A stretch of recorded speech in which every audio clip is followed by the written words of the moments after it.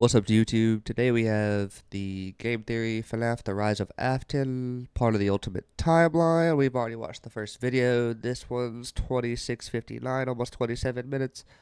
Let's go ahead and get into it because this is going to be a long one. I'm going to have a lot of questions.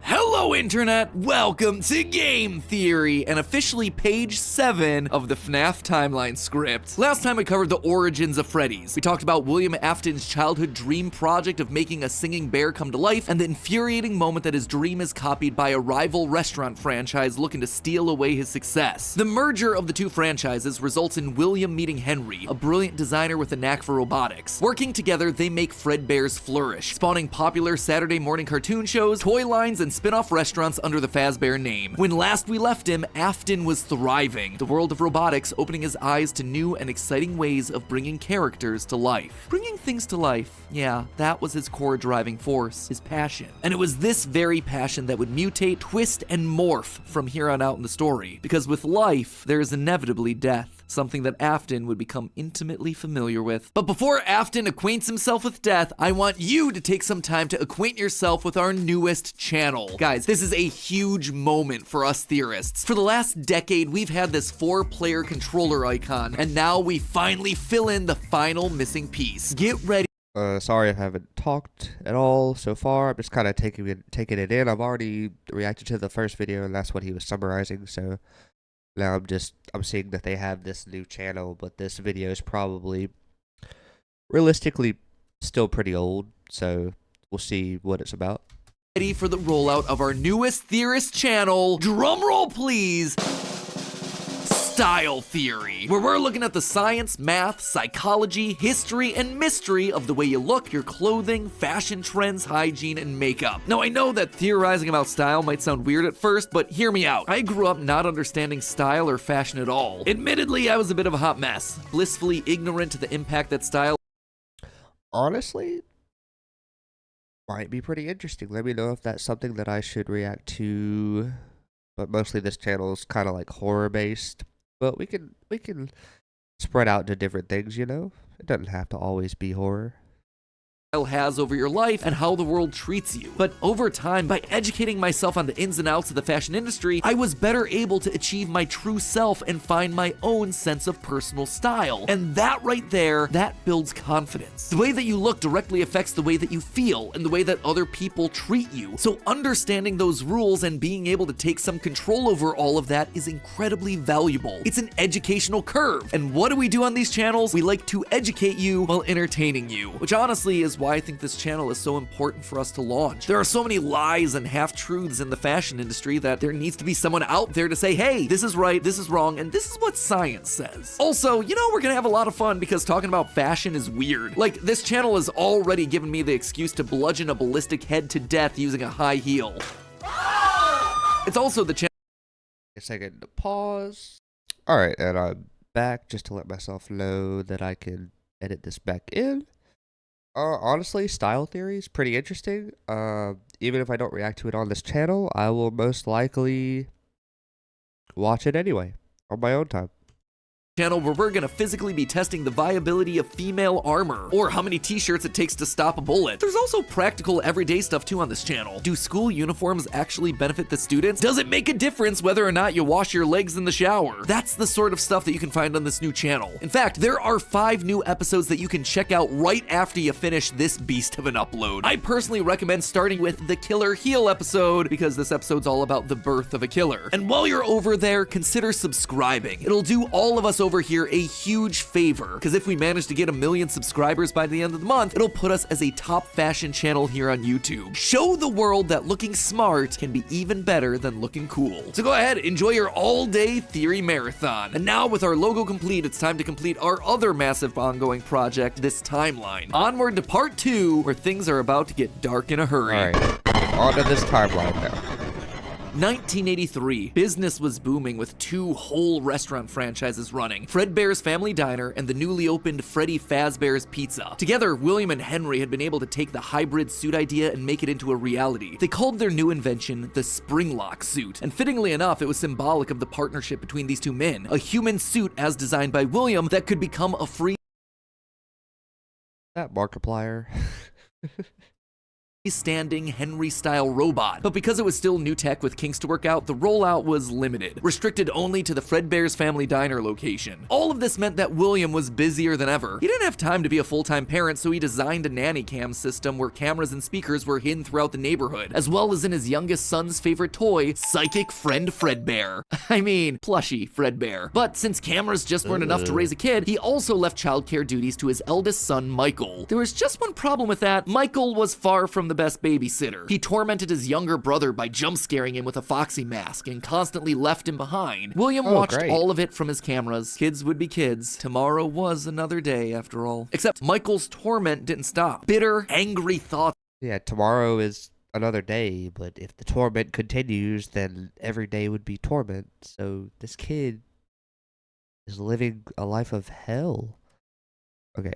I'm not gonna get too far into that. Would run through Michael's mind. Why did he have to be the one to take care of this whining crybaby all the time? It just wasn't fair. It was time that he got even with his brother by playing the ultimate prank. A prank that just so happened to be on this crying child's birthday. He and his friends would take his scared little brother and make him do the one thing that he was terrified of doing, getting close to the animatronics. That would be embarrassing for the kid that was such an embarrassment to him. His brother squirmed, screamed, kicked, and fought, but just as they were putting that small squirming boy up to Fredbear's lips, the mouth snapped shut. The sensitive spring locks inside the body had been triggered by the boy's movements, and they'd immediately clamped down. The wriggling stopped. The boy went limp, but it was just a prank. It was meant to be funny. The boy was taken to the hospital and was immediately given an IV, flowers and pills. The bite of 83? It said it was 83. I thought it was the bite of 87. There's a meme. Was that the bite of 87? It's probably like Markiplier again. I like watching Markiplier. So, the bite of 83? And they'd immediately clamped down. The wriggling stopped. The boy went limp, but it was just a prank. It was meant to be funny. This kid dead, the boy was by the taken way. to the hospital and was immediately given an IV. Flowers and pills filled the nightstand next to his hospital bed, but the damage was too severe. He couldn't recover. As the younger brother's consciousness began to fade, he could hear Michael's last words, a small and flimsy apology. But his father, Williams, through the voice of the Fredbear plush, were a firm and committed promise to a dying son. You're broken. I will put you back together. This would not be the end. No matter what, William's son would live again. It would just take time. Time that, right now, he just didn't have. His young son's heart flatlined as the boy faded into the inky Not having time for your kids is already a problem on its own. unknown of the afterlife. In the aftermath of the tragedy, changes started happening around the restaurants. Kids were now required to wear security wristbands to prevent anyone from getting outside without parental permission. Any kid who approached the exit without permission would have to answer to the security puppet, a marionette on strings that could fly around on rails across the restaurant to stop kids in their tracks. It was William's idea, inspired by Michael constantly leaving the restaurant without his brother. In the wake of Fredbear's spring lock failure, all the hybrid suits— But like, that's not how you go about it. You don't have an animatronic or whatever, a puppet, stop the kids. I mean, that'll scare them off, I guess. That's like partially a good way to go about it. But relying on all these things that you make to do a parent's job is so bad. were getting retired, locked away at the nearby Freddy Fazbear location. It was yet another tough pill to swallow after all the hard work that he and Henry had put into them. William would eventually bury the boy's small body in a remote location out in the woods right alongside his drive into and out of work every day. The death of this little boy sent the family spiraling. His wife, crippled with grief, was so distraught that all she could do was sit and watch TV, but his son— Is it a bad question that I asked that he didn't bury his son in at a grave site? Or like, I find it weird to bury a family member right next to where you live, and I can understand maybe wanting them to be close to you still, but that just that kind of rubs me the wrong way. I don't know, in my opinion, but you know.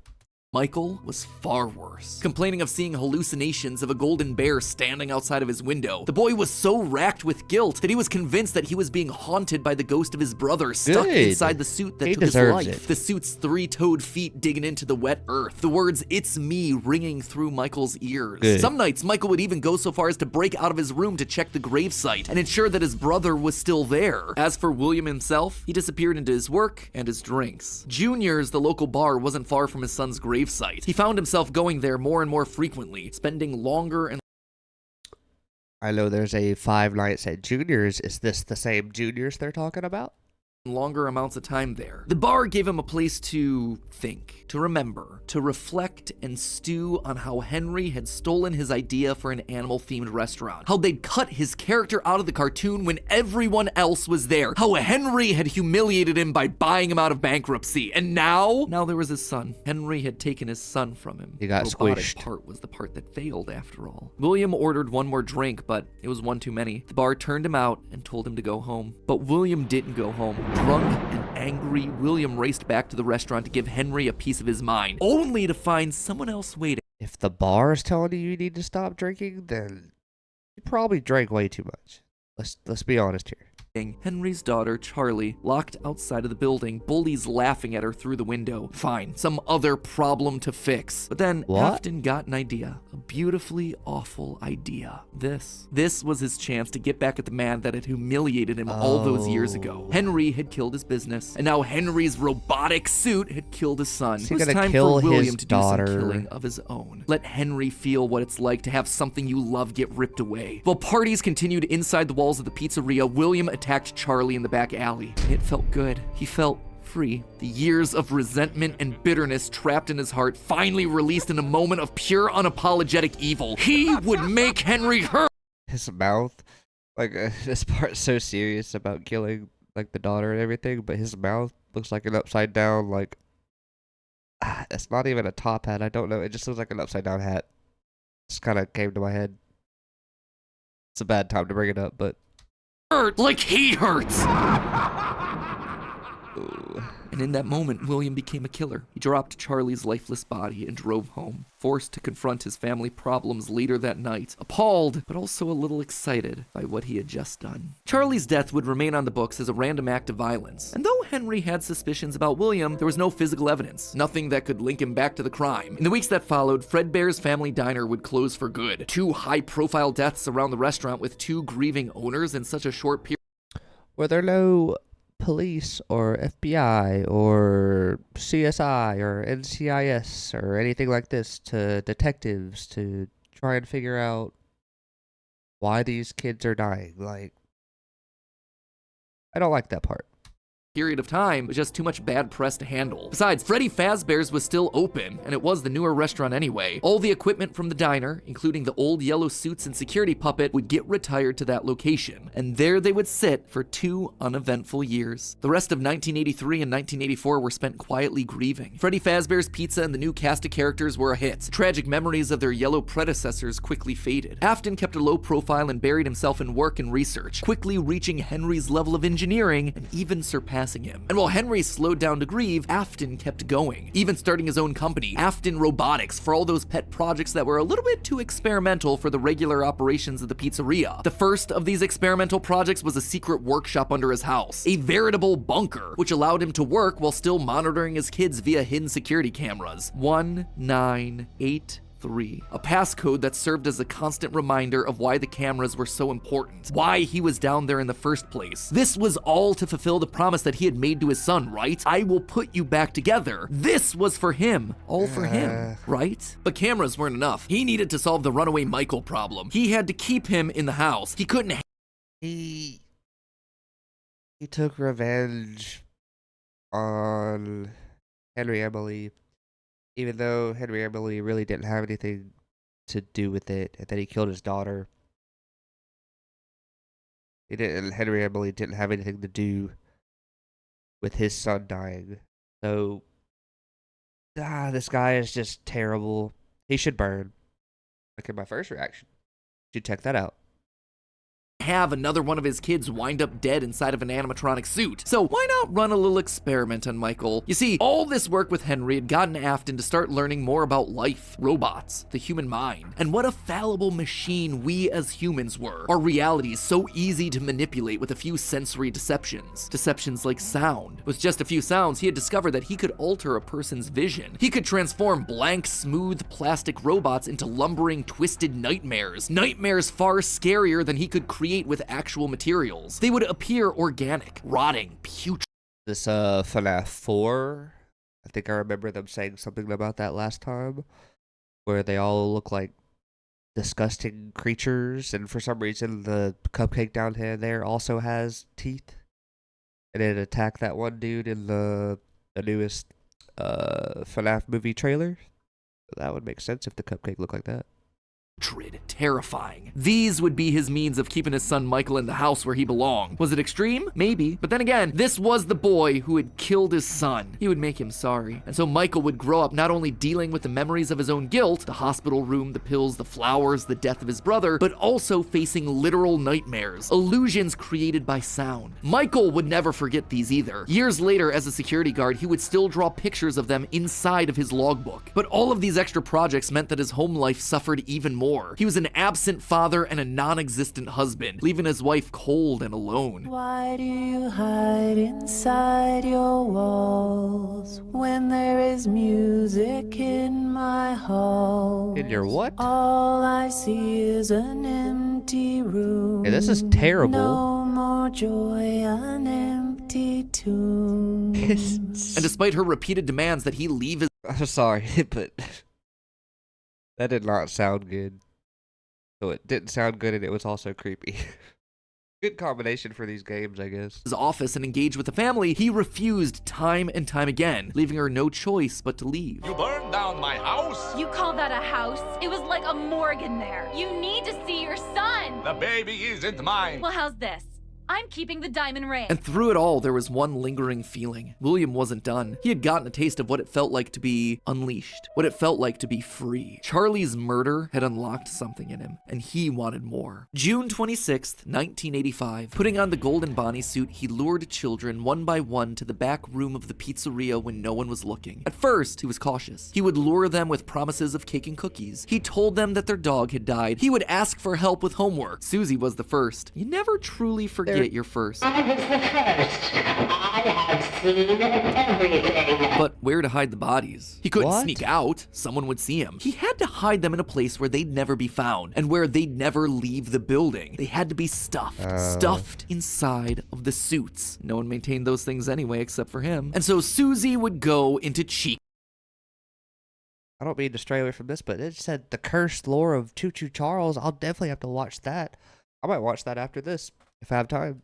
Fritz, Jeremy, and Gabriel would come next, but it was easy. It was too easy. And with each little life he snuffed out, his lies got bigger. Their house was burning. They're just being kidnapped. Until the last one where all pretense was off. He let himself get violent. Too violent. I'll just wait for him after school, throw a bag over his head, hit him with a shovel, and drag him into the back of my car. The body of Cassidy was far more bloody and broken than any of the others. He'd let himself go too far. That one he shouldn't have killed. With no more active animatronics left, he shoved the body into the one. He shouldn't have killed any of them. I'm so angry I muted it. That one he shouldn't have killed. With no more active animatronics left, he shoved the body into the one suit that remained backstage. The long-forgotten yellow Fredbear, now broken and discolored with age. Broken, like Cassidy was broken, like his son was broken. Newspapers reported on this disappearance, naming the whole thing the missing children's incident. Police would even charge William with the crimes after finding security footage of the golden mascot suit luring kids to the back, but they couldn't convict him. They had no bodies, and his face had been hidden behind the mascot suit the entire time. What they had was circumstantial at best, and so he walked away a free man. But Henry knew the truth. In these murders, he saw his daughter Charlie all over again. So he threw Afton out of the company and shuttered the doors to the old pizzeria. That's what Henry he would keep the gets. franchise quiet for 2 years. This would not happen again. This could not happen again. How could he protect the kids? Finally, he developed a solution. He would implement an even more extreme security system in the form of new animatronics. Toy animatronics, inspired by the toys that they had been selling years ago. But these guys Chica? Why did they all look... I guess they're supposed to look like toys, but they all look like... don't know how to describe it. They just have like the big colorful cheeks, like they... These were special. They were a new breed of robot with facial recognition abilities. But most importantly, they're all tied into some kind of criminal database, so they can detect a predator a mile away. All the original animatronics, now withered with age, were moved to the new location. With a plan in place, it was time to try once more. The year was 1987, and the new and improved Freddy The Bite of 87! It's gonna happen. Fazbear's Pizza was making headlines in local newspapers. Headlines that just so happened to catch the attention of William Afton. Freddy's was back, and without him, that was his idea, his character. Henry was, yet again, trying to cut him out of the picture. No, as long as these restaurants stayed open, William would always come back. Then he noticed the phone number to apply at the bottom of the article. $100 a week to apply call. Afton would go back, not as an owner or co-founder. He would go back in the one place that they would least suspect him, a lowly day shift security guard. And there it was, buried in the back. $100 a week back in 87, a good amount of money.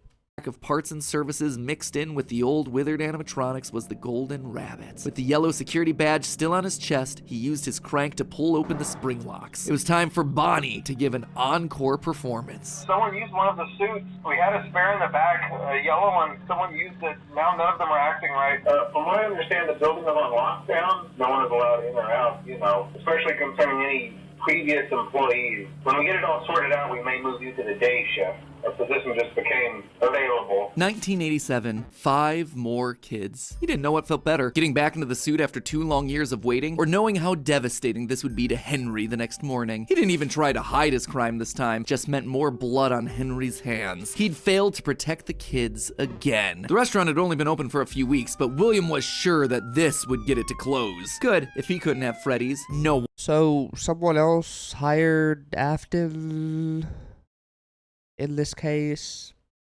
Because there's no way Henry Emily would have done it, right? Unless I just missed something within the past minute or so, that's very possible, but how did he just get the job without Henry Emily knowing?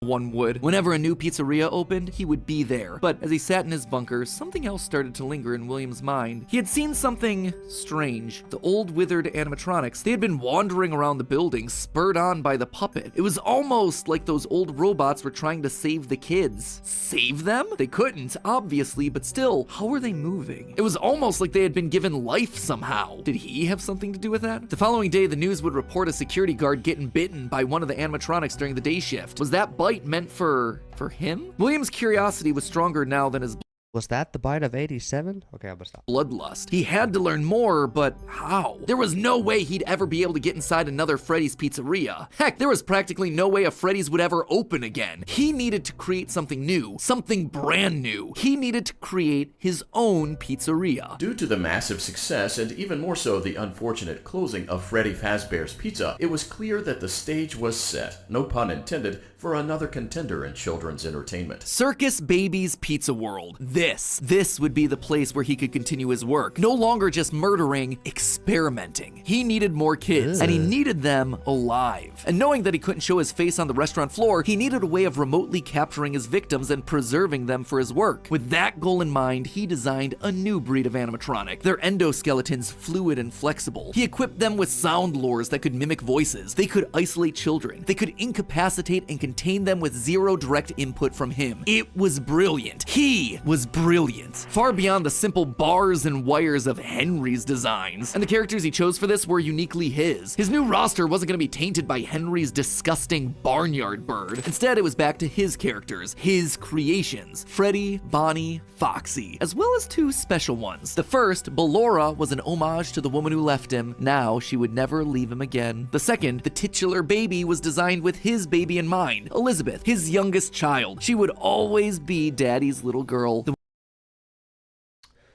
I don't remember what happened to Elizabeth, but maybe he'll say it in a second. One that listened to him, the one that obeyed until the day that she didn't. Daddy, why won't you let me play with her? She's so pretty and shiny.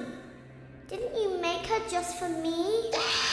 Oh, she got killed by... The day before Circus Baby's Pizza World opened, she disobeyed. one. She didn't listen. Left alone with Baby, she got too close. The animatronic ripped in half and swallowed her whole. Right. Scared and confused child fading into eternal darkness. By the time Afton found her, it was too late. She was gone. He immediately canceled the launch of Circus Babies under the guise of a gas leak. But wait, as he sat there at the foot of the stage, he noticed that something was different. The eye color of the robot had changed. Baby had been built with blue eyes, but now they were emerald green, the same color as Elizabeth's. Was she in there? Could this all be connected to the free-moving animatronics that he had seen at Freddy's? He had to know more. His mourning turned to excitement. He had to return to where it all started. 1993. Pathetic. This place was pathetic. Henry had clearly tried to reopen one final time with those old original animatronics from so long ago, but William's damage to the brand had been permanent. These things stank of death. They hadn't been washed in decades. But even...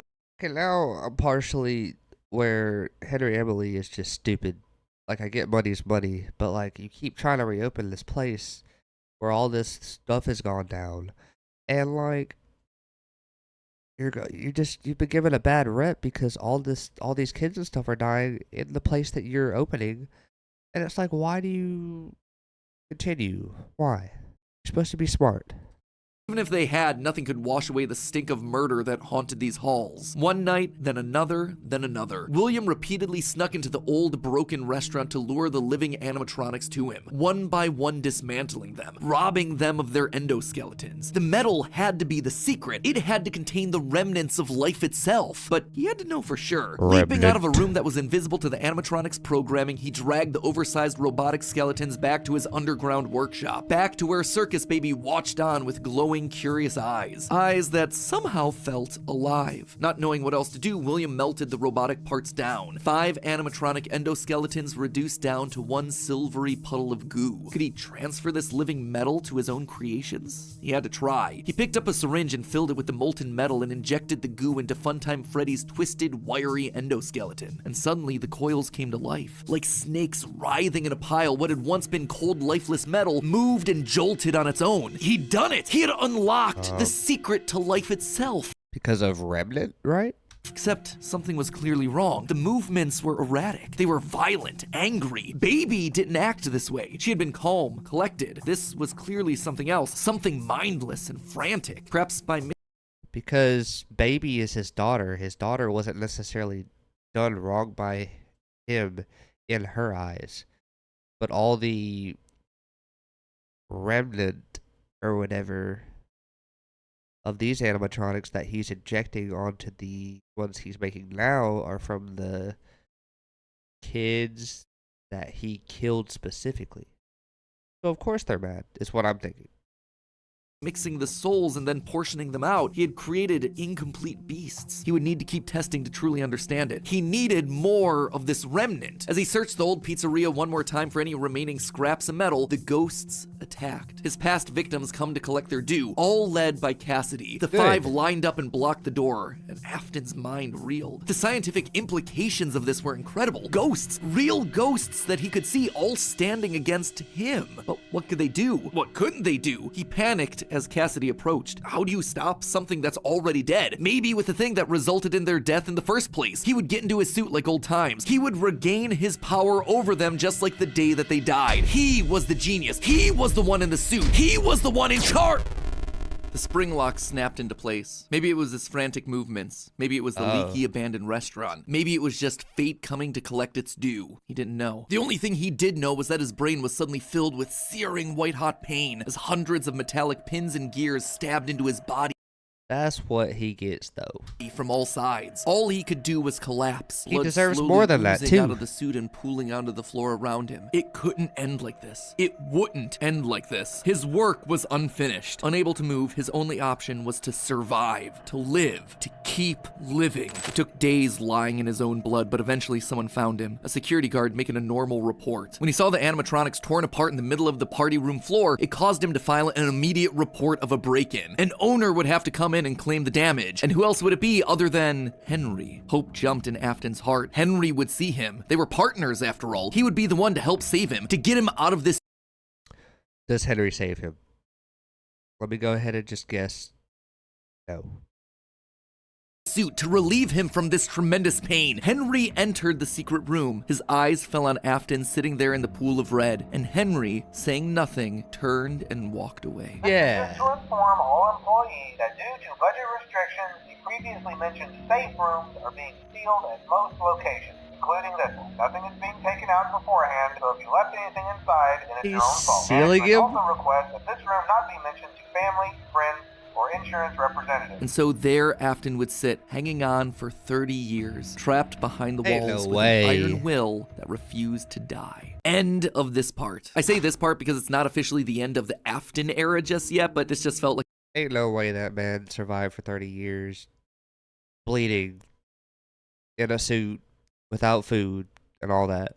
a really solid stopping point. The episode has gone on forever. Okay, so most of this is things that we already knew, stuff that's been established and reestablished time and time again by the games. That Right. said, there are two things that I absolutely have to address. The first and biggest is the placement of Sister location, or more specifically, Elizabeth's death. To me, evidence in game seems to suggest that it was meant to come before the crying child's death in 1983. The biggest clue to this is that the crying child saw something. Remember what you saw is the phrase that's repeated over and over again by psychic friend Fredbear, aka William Afton speaking through a walkie-talkie in the Fredbear plushie's stomach. But what did he see? Well, I think we can tell based on how the nightmare animatronics are visualized. They have mouths in their stomachs, just like Baby ripping in half at the waist to swallow a kid. There's also the empty girl's room, one presumably left behind by a dead sister. And lastly, it explains why he's scared, and more specifically, why Afton wants him scared. He needs his kids to stay away from the animatronics. He doesn't want them getting too close, because the last time one of his kids got too close to a robot, his daughter died. That's then why he sets up the nightmares, to scare both Mike and the crying child away from the animatronics from that point forward. That's why books like the Character Encyclopedia outright suggest that we play as the crying child in FNAF 4. That's why he has a nanny cam following the crying child everywhere, so he can keep tabs on his kids when they're out of his sight. He can't let another Elizabeth situation happen. The death of Elizabeth also gives William Afton extra motivation for killing. He's a grieving father. His daughter was taken away from him, so Charlie should die as well. He's lashing out at the world after losing his kids. And again, we know that at least one of his children had to have died prior to Charlie's death, based on the mound of dirt that we see in Midnight Motorist. It also allows Circus babies to open and close earlier in the timeline, which is how you wind up with Funtime Foxy appearing as Mangle in the FNAF 2 location. Basically, Elizabeth dying first has everything it needs to fit, except for the most important thing, the murder weapon. Why would Afton be building an animatronic with a giant claw in its stomach so early in the timeline? At this point, he just has no motive. It just doesn't make sense prior to 1983. At this point in the story, he hasn't killed anyone, and we know for a fact that the missing children's incident is 1985. So Elizabeth's death coming before any of those events just doesn't work, hence why I placed it where I did in the narrative timeline. Afton's death here is also a bit tricky. We know that he returned to the FNAF 1 location to break down the original animatronics in order to harvest their remnant. We know that he melts down 5 things to become one thing. Candy Cadet makes that very clear. So the 5 things are the 5 endoskeletons from the various animatronics. That would be totally fine if it weren't for one huge problem. On his 5th visit to the pizzeria, Afton gets spring locked. So either the 5 becoming 1 starts in 1993, but then finishes 30 years later when he reemerges from the wall to add the last endoskeleton to his pile, or he's had himself some reason to return to the original location after harvesting all the stuff that he can. It's not ideal, but it's the one angle that makes the most sense. And with that, this next chapter comes to a close, thereby leaving us with 5 more games to cover and another 40 plus years of Fazbear history to recap. Ooh, when you put it that way, something tells me that this might balloon into 4 parts. Ugh, we'll see. Anyway, until then, my Faz heads, congratulations, you made it through a massive upload. And hey, if you are still looking for more to watch, then check out the other 5 brand new awesome theories over on our new sister location, Style Theory.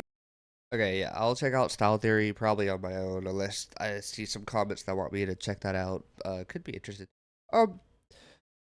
This was a longer one, but I actually really enjoyed it. So basically, we'll just kind of have a recap, just like a very small recap. Basically, Afton's a killer. We've already known he was a killer. His son killed his other son, and that was like the bite of 83. But there was also a bite of 87 that happened to someone else that they weren't very specific on. He killed Henry Emily's daughter because his kids are dead, even though it wasn't Henry Emily's fault. And then he got kicked from the company, continued to kill kids because he enjoyed doing that. Came back again, melted down the metal for Remnant. Then the ghost kids came for revenge. He then went to the suit that he killed the kids in, and he was spring locked. And Henry Emily left him in the building to rot basically for 30 years. Is honestly probably the least that he deserves. He deserves so much more. He deserves every bad thing that could happen to him. But anyway, thank you if you made it this far into this reaction, thank you for watching it with me. Please leave a comment on anything that I missed. I just posted 2 Poppy Playtime videos. If you could go check those out. Let me know what else I can play. Like and subscribe. And yeah, thanks for watching. See you.